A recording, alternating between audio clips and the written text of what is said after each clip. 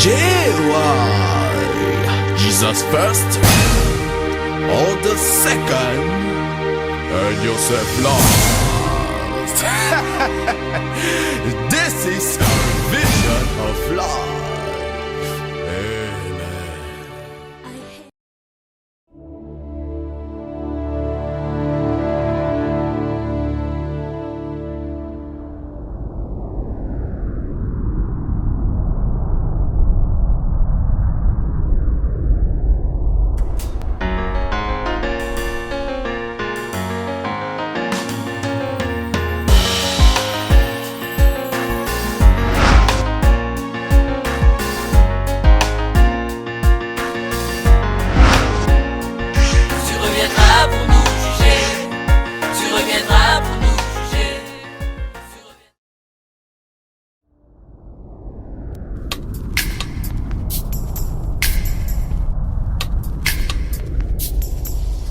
Il m'a aimé comme un fils, son fils m'a aimé comme un frère.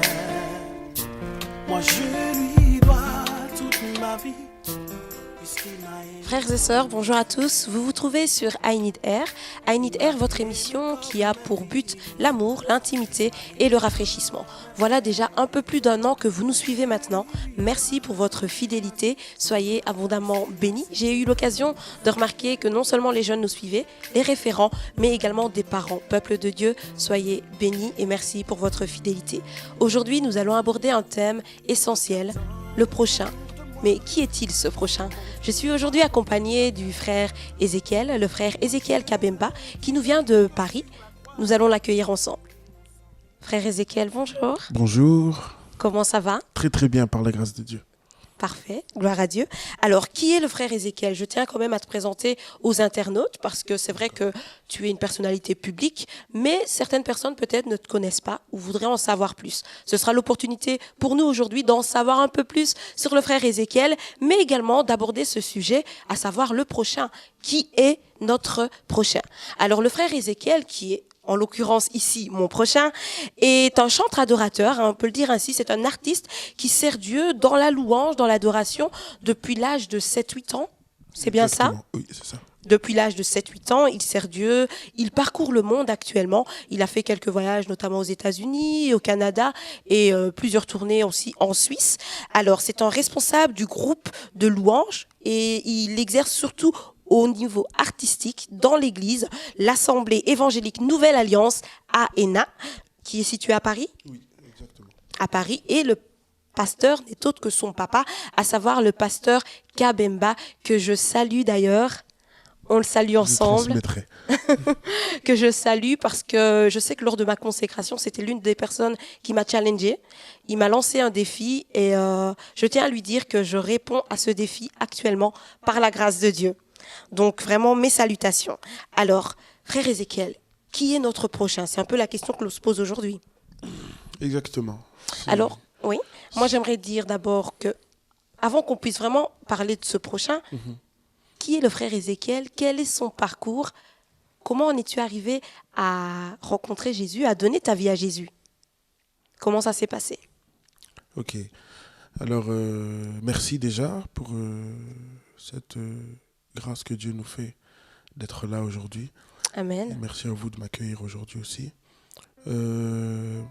Alors, qui est... Moi, je dis Ézéchiel. Qui est Ézéchiel ? Alors, c'est un simple chanteur, comme vous l'avez dit, un adorateur. D'accord. Quelqu'un qui aime Dieu, qui aime faire les choses de Dieu, qui le fait depuis son plus jeune âge, mais qui a réellement reçu Jésus un peu plus tard. Comme beaucoup, je pense qu'on a une grande histoire avec Dieu. Et moi, je lie ma musique à mon histoire avec Dieu. Très bien, d'accord. Puisque ma musique est liée avec mon témoignage. Voilà, c'est vraiment par là que Dieu m'a attrapé. C'est par là que Dieu me tient aussi. Par la musique, aujourd'hui, la louange et l'adoration. Voilà. Et brièvement, quel est ce témoignage, si on peut savoir ? Que j'ai commencé vraiment la musique très tôt. Oui. Très tôt, très jeune. Et que on m'a découvert des capacités que moi-même je ne connaissais pas. D'accord, oui. À jouer de certains instruments, plus tard à chanter. Cette chose-là, Dieu l'avait mis en moi depuis longtemps, mais moi-même, déjà, je n'y croyais pas, je ne le considérais pas. Et au fur et à mesure, avec l'aide de Dieu et l'aide des extraordinaires parents que j'ai eus et des frères et sœurs que j'ai eus, on a pu mettre ça en avant en créant maintenant le groupe Génération Kabemba. C'est par là que Dieu a permis qu'on puisse mettre en avant ce qu'il nous avait donné. Et ça pour sa gloire, et rien que pour sa gloire. Voilà pourquoi on s'appelle Génération Kabemba, grâce divine. D'accord, ok, oui. Voilà. Il y a vraiment une histoire donc C'est vraiment, voilà. Derrière ce nom-là, il y a cette pensée biblique qui nous dit que tout don excellent et toute grâce vient de Dieu. Amen. Voilà pourquoi on a mis grâce divine derrière. Amen, amen. Gloire à Dieu. Voilà donc un groupe qui se laisse utiliser par Dieu et qui ne sert pas simplement Dieu. Alors, l'amour du prochain, le prochain, qui est-il, ce prochain? La Bible déclare que nous devons d'aimer les autres. Alors, est-ce que nous les aimons? Est-ce que nous les considérons? Est-ce que nous reconnaissons notre prochain? Qui est-il? Nous allons aborder la question ensemble. Alors, l'amour est un lien qui unit parfaitement, d'accord? Mais à qui, selon toi? Alors, selon moi, l'amour m'unit à mon prochain, justement. D'accord, oui. Oui, c'est ça que je veux dire. J'ai envie d'être assez court. Ok. L'amour nous unit à notre prochain, à Dieu aussi, on peut le dire. À Dieu, oui. À lui qui nous a aussi aimés. L'amour nous liera toujours à un être, soit Dieu, comme vous le dites, soit un membre de ma famille, soit un ami, soit un parent. L'amour, c'est quelque chose qui ne se vit pas seul. Très intéressant. L'amour ne se vit pas seul. Bien aimé, je pense que lorsque tu nous regardes, tu te dis, en fait, je me rends compte que je suis entouré, je ne suis pas seul et je me dois d'aimer cet autre qui est à côté de moi. Alors, à la lumière des Écritures, qui est ce prochain? Qui est cet autre? Alors, à la lumière des Écritures, je vais prendre un exemple que tout le monde connaît. Oui. L'histoire du bon Samaritain. Voilà. Voilà un cas dans lequel j'ai vu l'amour s'exprimer. Deux étrangers, l'un blessé, l'autre en bonne santé, qui normalement ne devaient pas s'entendre. Eh ben, on a vu que cet homme a posé un acte qu'on appellera un acte d'amour. Amen, qui a sauvé la vie de cet homme-là. Je prendrai l'exemple d'une famille, la famille de Joseph. Joseph a été martyrisé, on va dire, par ses frères. Mais la réaction de Joseph, lorsque ses frères sont venus le voir, lorsqu'il a été élevé, m'a vraiment frappé. Il les a accueillis, nourris, enrichis. Vraiment. Ouais. Oui. Et je me dis que on est peu à être arrivé à ce niveau-là. C'est une bonne réflexion. Ouais. On est peu à être arrivé à ce niveau-là. Justement, la Bible déclare, tu aimeras ton prochain comme toi-même. Que devons-nous dégager comme enseignement? Aimer son prochain comme soi-même? Ok, si tu devais partager une expérience où tu as eu l'opportunité d'aimer quelqu'un ou de démontrer ton amour à quelqu'un qui peut-être ne croyait que tu ne l'aimais pas, aimer ton prochain comme toi-même, comment ça se passe? Si je dis que c'est facile, je me mens à moi-même. D'accord. Si je me dis que c'est dur aussi, je me mens aussi. Parce qu'en tant qu'enfant de Dieu, on n'a pas le choix d'aimer. C'est un commandement. Maintenant, la chose la plus difficile, c'est de le mettre en pratique. C'est un combat de tous les jours. Moi-même qui vous parle, j'ai l'habitude de faire rire mes frères et sœurs en disant que la Bible nous a dit de nous aimer les uns les autres. Moi, je suis juste au stade de supportez-vous les uns les autres. Oui, c'est pas trop évident. Aimer, c'est beaucoup. Il faut considérer qu'on doit aimer son prochain, non pas comme on aimerait qu'il soit, mais comme il est, on doit l'accepter, l'aimer et le supporter. Et surtout comme on s'aime nous. Ah oui, et comme on s'aime nous. Très important, s'aimer soi-même. Je pense que oui, beaucoup. Tu t'aimes beaucoup? Énormément. Donc tu dois donner beaucoup d'amour aux autres. Ça, c'est un autre débat. Mais bon, avec la grâce de Dieu, et comme je dis, Dieu a plusieurs moyens de nous confondre pour nous ramener à vivre l'amour. Par exemple, je donnerai l'exemple de mes parents. un papa qui avait, attention, il m'écoute là, pardon, qui avait un caractère très fort. Et une mère tellement douce. En tant qu'enfant, je me disais, on s'est même posé la question avec mes frères et sœurs, on disait, mais maman, comment tu fais? Oui. Et elle avait une réponse que j'aime beaucoup, c'est que c'est votre père, mais c'est mon mari, je le connais. Je pense que pour exprimer l'amour, il faut connaître. Connaître la personne. Si je ne connais pas, je ne peux pas aimer. S'intéresser du coup à la personne. Ouais. La curiosité va engendrer tout ça. Donc quelque part, il faut également s'ouvrir en fait. L'amour, c'est l'ouverture. Parce que si je ne laisse pas une petite porte ouverte, en fait, rien ne va se passer. C'est comme en couple. Hein. Aujourd'hui, on est jeune. Hein. Je cherche une femme. Il faudrait que je m'intéresse. Ouais. Que je m'ouvre un peu à elle. Pour lui montrer que voilà, c'est toi que je veux. Si je ne fais rien et que je reste là à la regarder de loin, non, à un moment donné, on va me prendre pour un fou peut-être. Je suis également d'avis qu'une personne qu'on ne connaît pas, mais vers laquelle on fait cette démarche de s'approcher, voit déjà un petit peu, ah oui, lui, il veut se connecter quelque part à moi, il s'intéresse à moi, il me manifeste un petit peu d'amour. Je pense que c'est important justement de se dire que, voilà, tiens, cette personne, je ne la connais pas, mais le fait d'aller lui parler, le fait de lui démontrer que moi, je m'ouvre à toi, c'est déjà manifester un peu d'amour. Je pense que ça, c'est une démarche que, surtout en tant que chrétien, on doit faire. 1 Corinthiens 13 nous le dit si bien, et on le chante aussi. L'amour excuse, croit, espère, supporte tout, ne soupçonne point le mal. Donc, l'amour est innocent. L'amour ne voit pas le mal. Est-ce que tu peux le dire encore un peu plus fort? L'amour, 1 Corinthiens 13, oui. L'amour excuse, croit, espère, je le dis un peu dans le désordre. Oui, je t'en prie. L'amour excuse, croit, espère, supporte tout. L'amour ne soupçonne pas le mal. L'amour est patient, plein de bonté. C'est beau. C'est beau, mais on doit le vivre. pas facile à vivre. Oui, l'amour. Vraiment. Et c'est bien beau tout ce que tu exprimes là, mais la Bible semble vraiment associer donc le prochain à l'amour, l'amour au prochain. Mais qu'en est-il concernant la correction? Est-ce qu'aimer inclut bien la correction?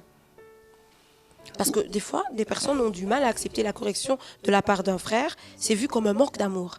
Qu'en est-il, selon toi? Je prendrai un exemple de la Bible, en fait. Oui, d'accord. Et c'est un exemple que mon père aime beaucoup prendre. Lorsque Jésus dira à certains races de vipères, Jésus ne les aimait pas? Si. Je pense que la réprimande dans l'amour, ça doit nous amener à amener quelque part la personne qu'on réprimande. Ok.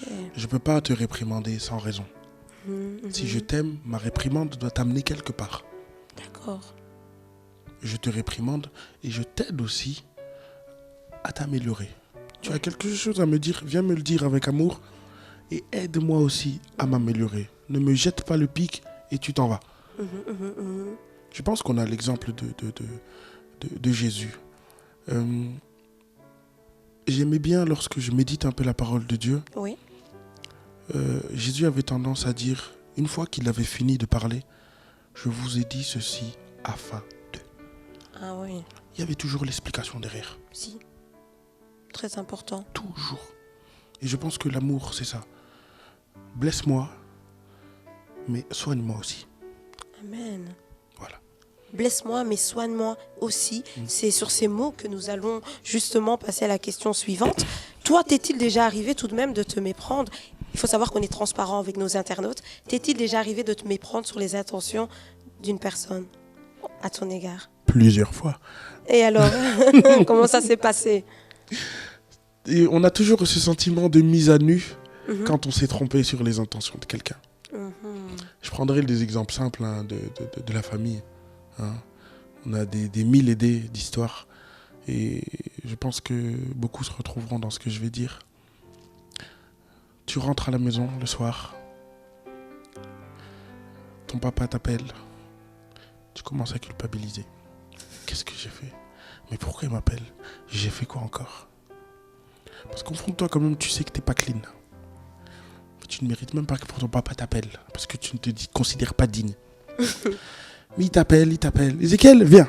Ézéchiel, viens. Il t'appelle, il te dit seulement, mets-toi à genoux là, je vais prier pour toi. Oh. C'était aussi simple que ça. C'est tout. Il n'y avait pas de mauvaise intention. Rien. Rien du tout. Rien du tout. C'est juste les barrières que l'on se met quelquefois par rapport à nos prochains. Je vais raconter un deuxième truc. Oui, je t'en prie. Une fois, j'ai eu une dispute à la maison avec l'un de mes frères et sœurs. Maman m'a repris durement. J'étais fâché. Mais elle a su changer mon cœur en 2 secondes. Comment a-t-elle fait? Elle m'a dit, je te dis tout ça, mon fils, parce que je t'aime. C'est le mot qui fait taire les gens. Tu peux monter, descendre, mais la chose qui va apaiser, la chose qui va remettre les pendules à l'heure, c'est l'amour. L'amour. L'amour. Je me disais que, oui, maman va me reprendre encore, et puis après je vais retourner dans ma chambre, je vais rentrer dans mon petit coin, je vais bouder et murmurer. Non, c'est pas ce qui s'est passé. Elle m'a dit, je t'ai dit ça parce que je t'aime. Et je vous assure, sincèrement, ça m'a glacé. Ça fait toujours quelque chose, hein. Qui que tu sois, homme, femme, enfant. Quand on t'exprime de l'amour, oui, t'as pas le choix que de changer. Amen. T'as pas le choix. T'as pas le choix. Et franchement, je conseille au plus grand nombre de vivre ce genre d'expérience. Oui. Si pas avec les parents, mais déjà en famille, c'est déjà quelque chose de fort. Et une fois qu'il est vécu en famille, on aura de la facilité à le véhiculer en dehors de la maison. Très bien, merci beaucoup. Vive émotion sur le plateau. Alors la génération actuelle, justement, t'en parle. On a besoin d'amour. L'homme recherche l'amour. Mais est-ce que nous, en tant que chrétiens, on arrive à combler à ce manque? Est-ce qu'on arrive vraiment à témoigner de l'amour aux autres? Qu'en est-il? Parce que notre génération, certainement, a besoin d'amour. Qu'en penses-tu? Alors, en tant que chrétien, j'aimerais lier le mot amour au mot évangélisation. Très bien, je t'en prie. Dieu a tant aimé le monde qu'il a donné. Voilà le concept du chrétien. Je t'aime, je dois te donner. Est-ce que c'est ce qui arrive encore à l'heure actuelle? C'est dur. C'est très difficile. Je ne dirais pas que ça n'arrive pas, mais c'est devenu difficile. Et pourquoi, selon toi, pourquoi est-ce que ce serait devenu difficile? Qu'est-ce qui explique cela? Parce qu'on doit être des imitateurs de Jésus. Si Jésus y est parvenu, qu'en est-il nous concernant? J'aimerais répondre en disant d'abord cette phrase que j'aime beaucoup, que j'ai entendue. La vie chrétienne, c'est pas une question de vitesse, c'est une question d'endurance. C'est qu'on a perdu un peu d'endurance. On a perdu un peu d'endurance. On s'est arrêté un peu en chemin. Là où j'ai voulu démontrer mon amour, la personne s'est braquée. Je me suis dit, là, c'est Satan. Non. Et donc, qu'est-ce que moi j'ai fait? Je me suis retiré. Ouais. Je pense que c'est l'un des mots de l'Église aujourd'hui. C'est ça. C'est de ne pas avoir d'endurance. C'est ce que l'on pourrait améliorer en tant que chrétien. En tant que chrétien. L'endurance, oui. Être constant. Contre vents et marées. Je le dis aussi pour moi, parce que c'est pas évident. Bien sûr. C'est pas évident. C'est pour ça que j'ai aimé allier l'amour avec l'évangélisation. Si j'exerce l'amour, je vais gagner les gens. Amen. Dieu a tant aimé qu'il a donné. Donné. C'est tout. Donner, endurance, ce sont là des pistes que le frère Ézéchiel nous donne, ce que nous pourrons améliorer en tant que chrétien. Peut-être que toi, tu n'es pas chrétien, que tu nous écoutes. J'aimerais te dire que l'amour, tu peux le trouver. Alors, sommes-nous un prochain pour Jésus, selon toi? Sommes-nous un prochain pour Jésus? Après certaines étapes. Je t'en prie. On commence par être créature. Oui. Et après avoir reçu le Seigneur, on devient enfant de Dieu. Je deviens enfant de Dieu, frère de Jésus. Amen. Co-héritier. Donc c'est en plusieurs étapes que j'arrive à atteindre ce palier de prochain de Jésus. Très bien. Ouais. Et alors, justement, moi j'avais une question quand même. Et là, c'est un fait actuel qui se passe actuellement dans nos églises, quelquefois.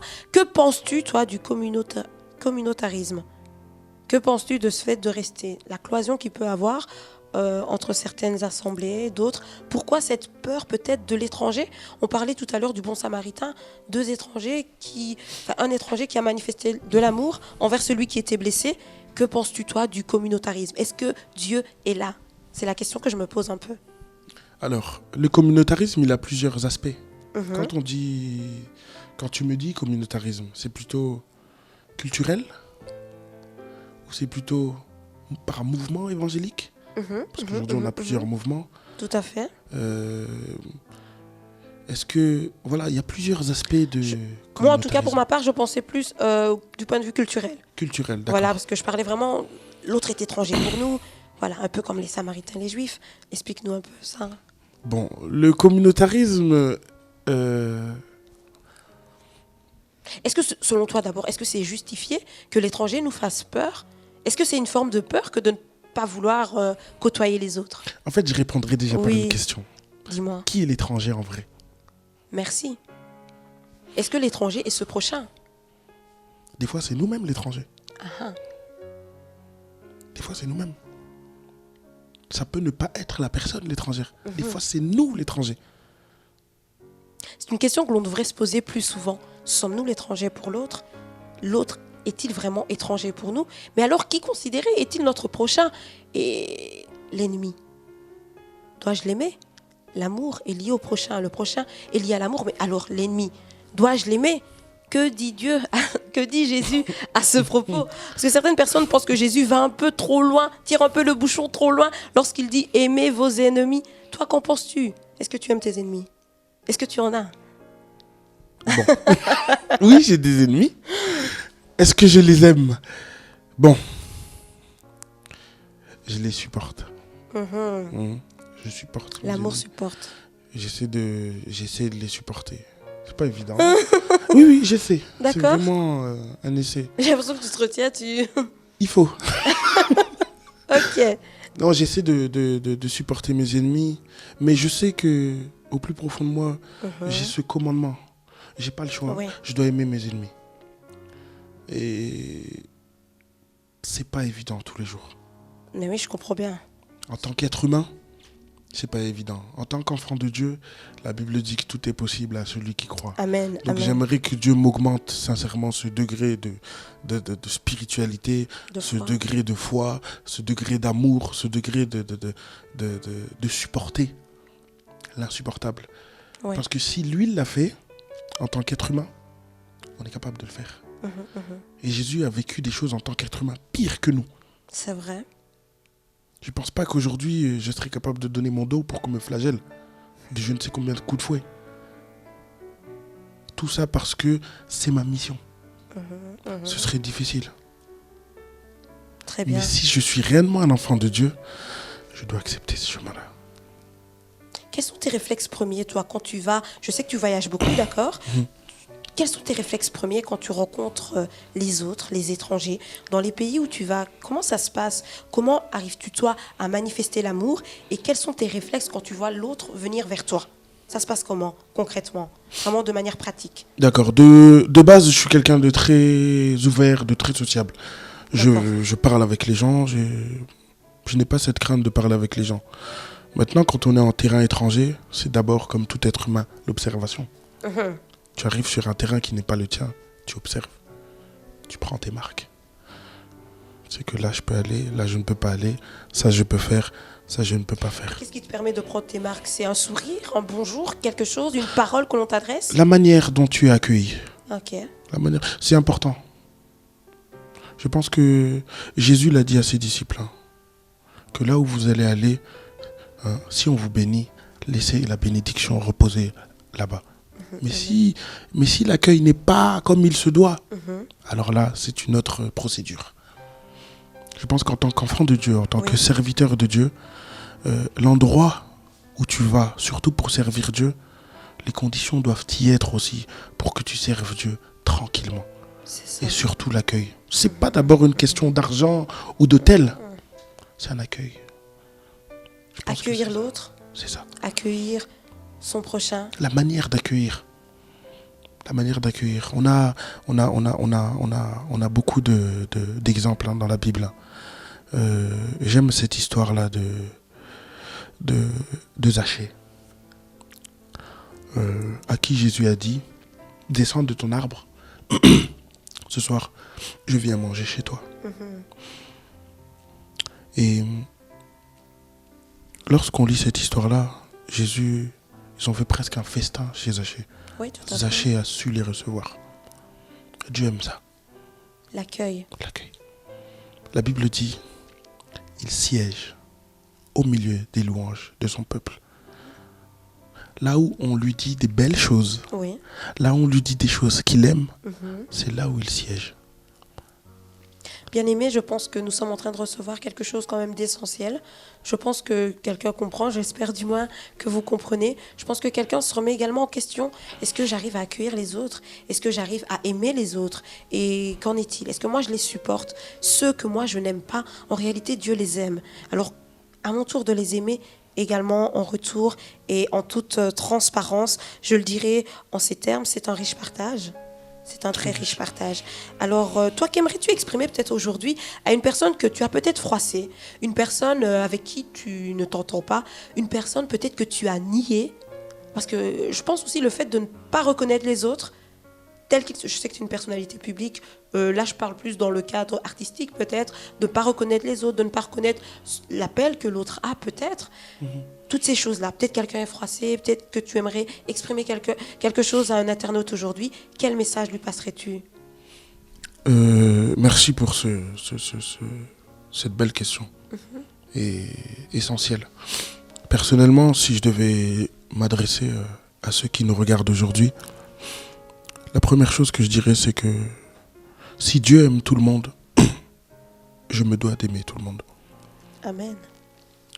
Si Dieu n'a pas craché sur le plus petit, je ne peux pas cracher sur le plus petit. L'amour va avec le pardon. Donc automatiquement, tu te dois de te repentir si tu as offusqué quelqu'un, si tu as offensé quelqu'un. Par un mot, par un geste, par un regard. Aujourd'hui, par un poste, on se blesse souvent. Et des fois, on n'arrive pas à l'exprimer. C'est ça qui empêche des fois le Saint-Esprit de descendre lorsqu'on l'adore. Parce qu'on a quelque chose dans le cœur. La Bible dit que si tu te présentes devant le Seigneur et que tu te rappelles que tu as quelque chose contre ton frère, laisse là ton offrande. Pas nécessairement ton argent que tu voulais mettre dans le panier. Mon adoration est une offrande. C'est vrai. Je laisse mon micro. Je vais arranger ce qui est arrangé. Et je reviens donner à Dieu ce que je dois donner. Donc si je devais dire quelque chose à un internaute, ce serait... Prends le temps de réfléchir. Prenons le temps de réfléchir. Où est-ce que ça n'a pas été? Les raisons pour lesquelles ça n'a pas été. Et je pense que la plus grande chose qui sortira, ce serait le manque d'amour et le manque de pardon. Voilà, je pense que c'est ça que j'aurais voulu partager avec les gens qui nous regardent. Arrêtons les guéguerres. Arrêtons la guerre des titres. Dieu a dit une phrase que j'aime beaucoup.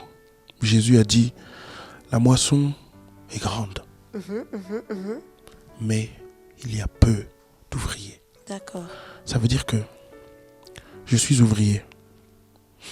Mais la moisson est encore très grande. J'ai besoin des autres. De ton prochain. C'est simple. Waouh, vraiment, gloire à Dieu. Alors, ce que tu nous exprimes là est très profond, mais je sais également que vous avez plusieurs cantiques profonds qui ont un rapport avec l'amour. Quelles ont été, toi, tes réflexions les plus profondes concernant justement l'amour du prochain? Alors, j'ai résumé la réponse de cette question dans une chanson. Ah ouais? Comme un fils. Bah, si je puis me le permettre, si c'est possible, tu pourras nous l'interpréter en fin d'émission. Sans problème, justement. Comme un fils, c'est ça, voilà, c'est le titre du chant. Voilà, comme un fils. C'est une chanson que nous avons sortie avec la génération Kabemba. C'est une chanson qui va résumer en fait tout ce qu'on a dit avant. Très bien. Il y a un couplet qui dit dedans, regardant autour de moi ce monde qui ne croit plus en rien, je me dis que sur la croix, un innocent est mort pour moi. Mais pourquoi a-t-il fait cela? C'est par amour pour toi et moi. Oh, quel amour ce jour-là! Il a donné sa vie pour moi, car il m'a aimé comme un fils. Amen.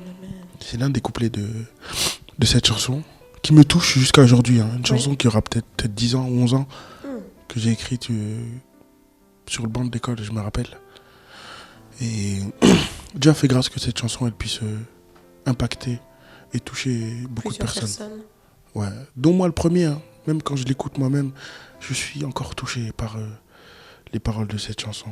Et elle est vraiment en rapport avec ce qu'on a partagé, ce qu'on est en train de partager, le prochain, l'amour. Voilà pourquoi j'ai dit au début que le concept de la vie chrétienne, si je peux me permettre de dire ainsi, c'est aimer et puis donner. C'est juste ça. Très bien, c'est une belle réflexion, c'est une vérité, je le dirais même ainsi. Alors, je te propose de défier nos internautes. As-tu, toi, un challenge à proposer à nos internautes concernant l'amour? On vous défie, un challenge, et on espère que vous y parviendrez, que vous y répondrez. Alors moi, j'aimerais nous défier. Pas que les internautes. J'aimerais nous défier de faire la même démarche que Jésus. De prendre sur soi et de pardonner. Oui. De prendre sur soi et de demander pardon. Même lorsqu'on pense qu'on a tort. Sans attendre rien de l'autre? Sans attendre quelque chose. Parce qu'il y a une chose qu'il faut savoir, c'est que le pardon, c'est pas de ma force que je pourrais le faire. C'est divin. Amen, amen. Blesser, la plupart du temps, c'est humain. Blesser, c'est quelque chose de simple. Pardonner, ça demande l'aide de Dieu. Oublier, là, c'est vraiment le domaine de Dieu. Ouais. Là, c'est plus moi. Donc, je pense que le défi que je peux nous lancer, et moi, le premier, c'est de réparer ce qu'il faut réparer. Oui. Je pense que on s'est assez fait du mal. On s'est assez blessé les uns les autres. On a assez pensé du mal de l'autre. Il serait temps qu'on puisse mettre de côté nos rancunes, nos amertumes,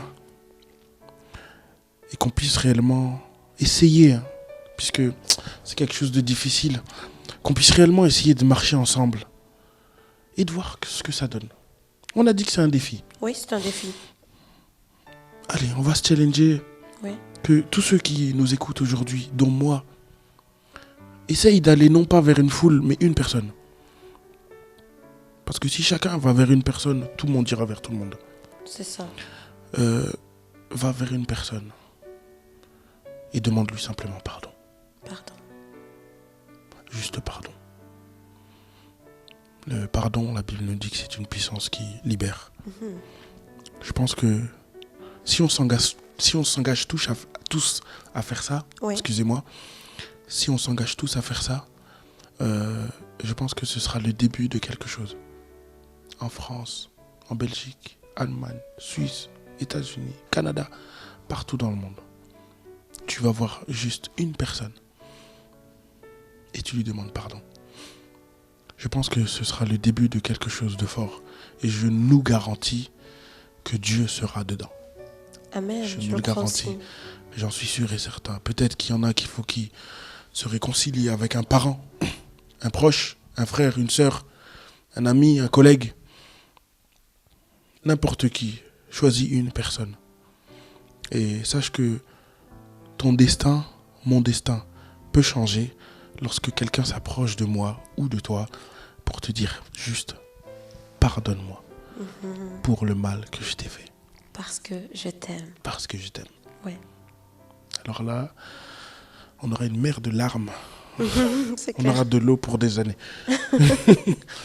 Non, je pense qu'on devrait tenter de faire ça. Oui. Donc je nous mets au défi.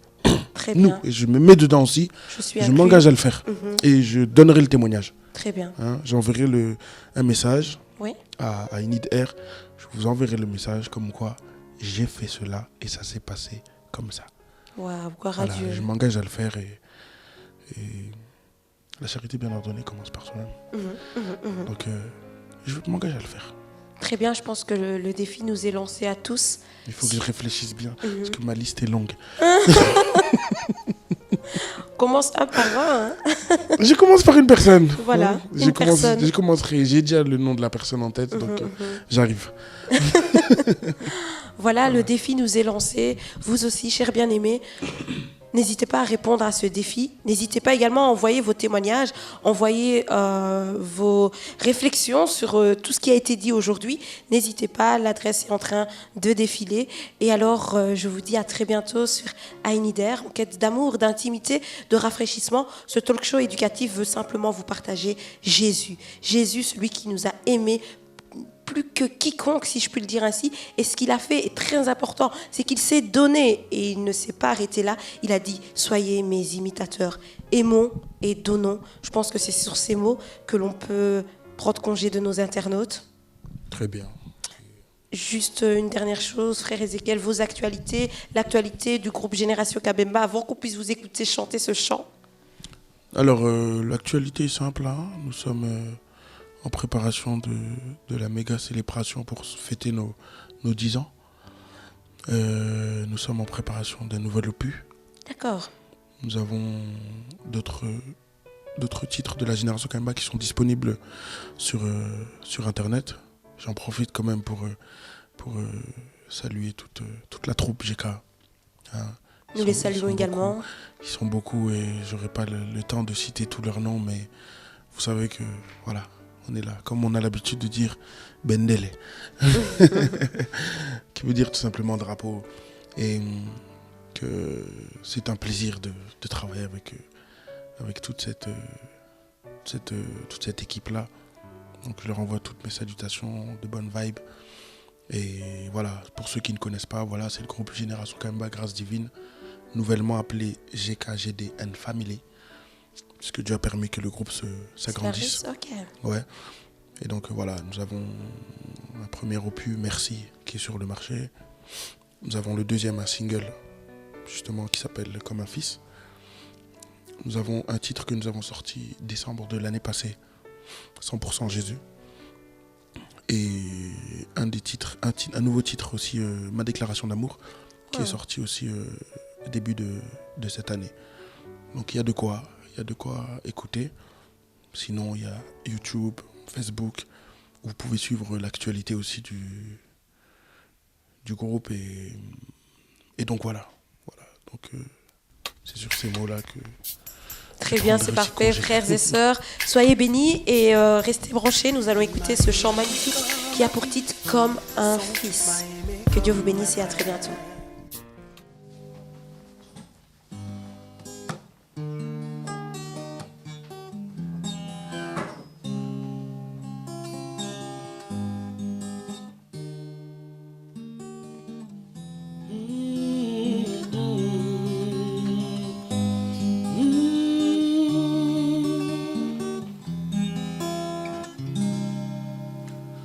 Il m'a aimé comme un fils, son fils m'a aimé comme un frère.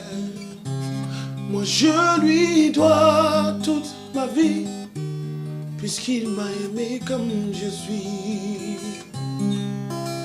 Il m'a aimé comme un fils, son fils m'a aimé comme un frère. Moi je lui dois toute ma vie, puisqu'il m'a accepté comme je suis. Oh, oh.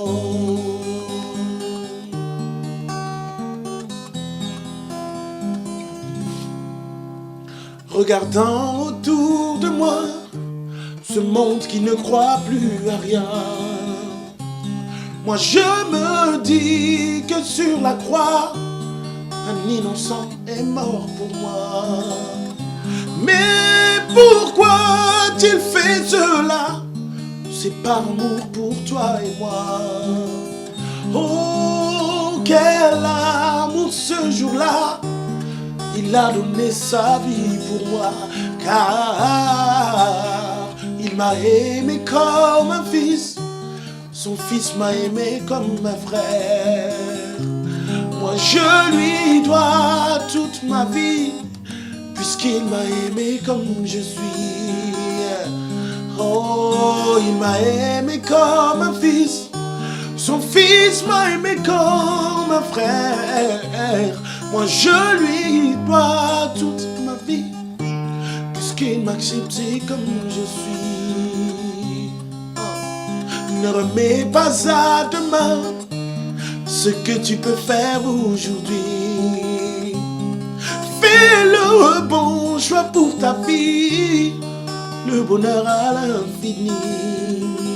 Car il a pour toi des projets de bonheur et non de malheur, afin de vous donner un avenir et de l'espérance. Car il m'a aimé, il m'a aimé, il m'a aimé, Jésus, il m'a aimé, il m'a aimé, il m'a aimé, il m'a aimé, il m'a aimé.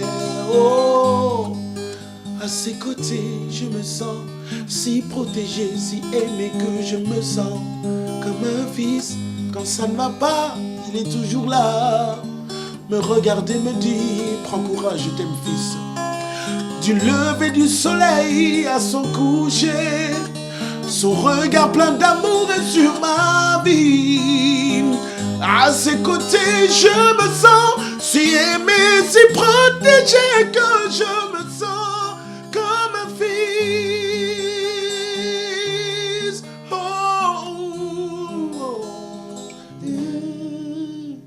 Il m'a aimé comme un fils. Son fils m'a aimé comme un frère. Yeah. Moi je lui dois toute ma vie, puisqu'il m'a aimé comme je suis. Oh, oh. Il m'a aimé comme un fils. Son fils m'a aimé comme un frère. Moi je lui dois toute ma vie, puisqu'il m'a accepté comme je suis.